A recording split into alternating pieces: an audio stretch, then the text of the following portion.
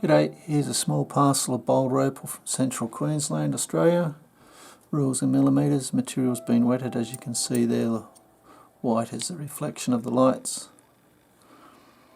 Some of this material's been rubbed down, partly shaped.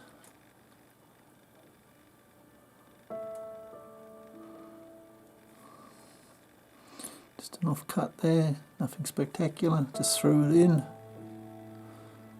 Little blue stone there.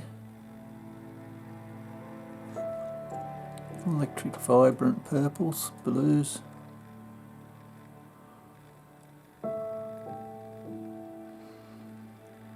Some of this is very thin, so you need to be careful how you polish it. Another piece with just a small stone in the middle.